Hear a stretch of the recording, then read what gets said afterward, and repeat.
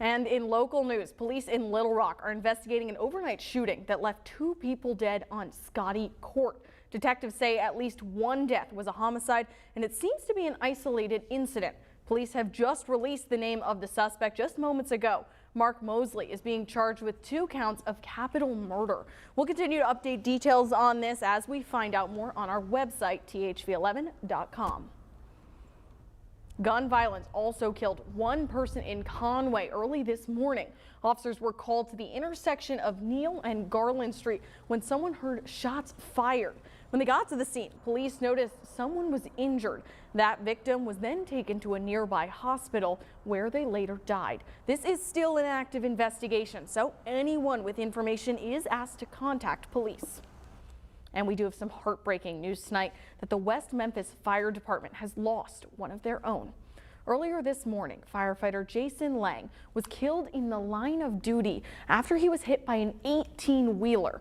The department says he was headed to an EMT clinical training class over in Pine Bluff. That's when he stopped to help at a crash along the interstate and was hit. Lang had been with the fire department for a little over a year. The fire chief says he was always brave and will be remembered as such and for serving others.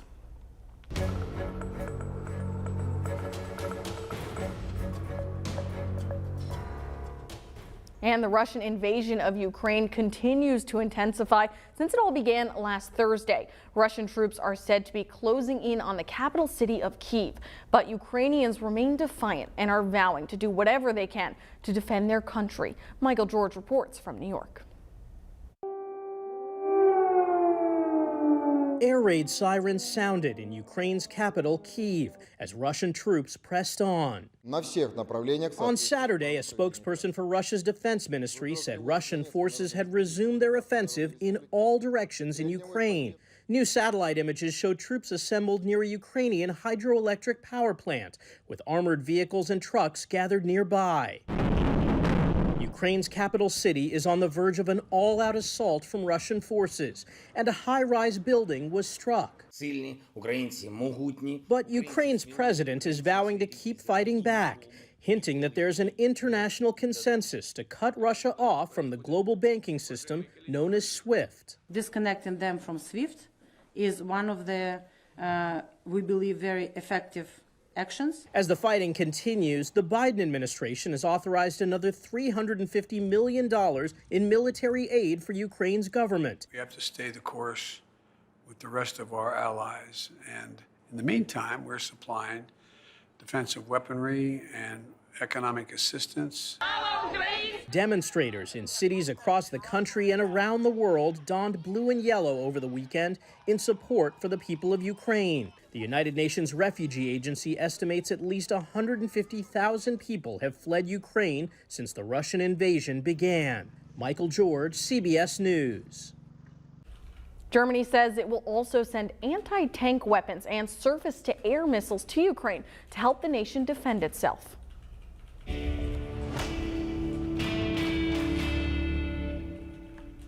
And daily new cases of COVID-19 and hospitalizations are declining across the country, but the number of people that are dying from COVID-19, well, that continues to increase. Brandon Lewis from our National Verify team looks into claims that hospitals could have a financial incentive to list a patient's cause of death as COVID-19.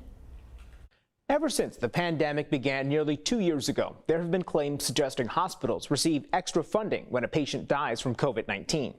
It started in April 2020 when Minnesota State Senator Scott Jensen went on Fox News and claimed doctors were being encouraged to overcount COVID-19 deaths.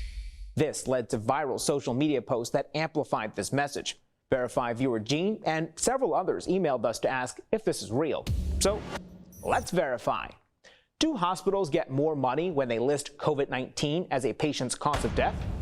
Our sources are the American Hospital Association, the CARES Act, the Centers for Medicare and Medicaid Services, and the Kaiser Family Foundation. When the CARES Act was signed into law by President Donald Trump, it gave hospitals an extra 20% payment for treating Medicare patients with COVID-19. All 3 of our sources say this additional payment has nothing to do with cause of death. The AHA explained the extra money is intended to cover the increased cost of personal protective equipment, additional cleaning materials, and other precautions that are needed for COVID-19 patients. A spokesperson added the extra payments specifically covered their treatment and were not dependent on whether a patient lived or died. In order to receive the additional 20%, the Kaiser Family Foundation says the patient's medical record must contain a positive lab test. And so far, they found, quote, there is no evidence of hospitals gaming the system to boost payments inappropriately. KFF tells Verify what's written on the death certificate has no bearing on the money hospitals receive. So it's false that hospitals get more money when they list COVID-19 as a patient's cause of death.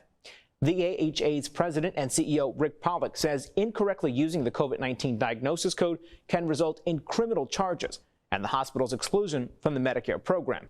The extra reimbursement also only applies to patients that are on Medicare, which KFF estimates is about 1 in 5 Americans.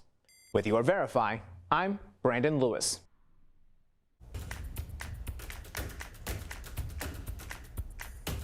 All right, now off to the races. It might be chilly outside, but you wouldn't know that at Oaklawn. Crowds flock to the racetrack for some of the biggest races of the year. The Honeybee and Rebel Stakes, with purses of $300,000 and $1 million respectively, brought large crowds to Hot Springs today. And those crowds aren't just good for Oaklawn, it's good for the city too. A trainer who's been at the track for almost a decade now says that's what makes the park special. He says as Oaklawn continues to host bigger purses and bigger races, there's a bigger payoff for the city. Bigger trainers, bigger competition, better horses are coming into town as well. So it's really nice to see the change. And like I said, I'm just glad to be part of it too. I could see myself growing with the town. And today meant a lot for Ortiz personally as well. He had his own horse running in the Rebel Stakes. His horse made a showing in third, but we'll have more on today's long shot overall victory tonight at 10.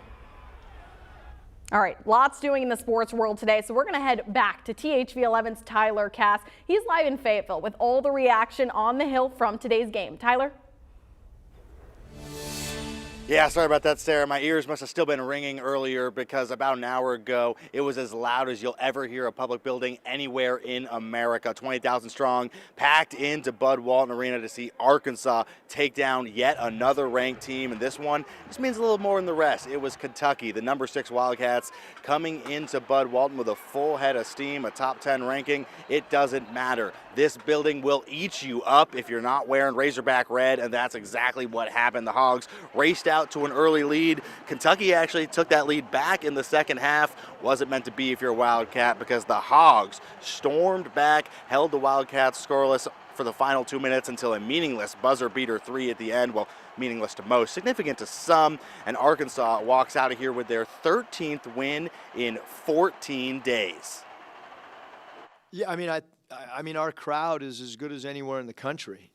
I mean, I got a group of guys that I went to college with that are blowing my phone up about, is that place really what it looks like? I mean, they live in San Diego and San Francisco and Oakland, and I mean, this place is magical when you're winning.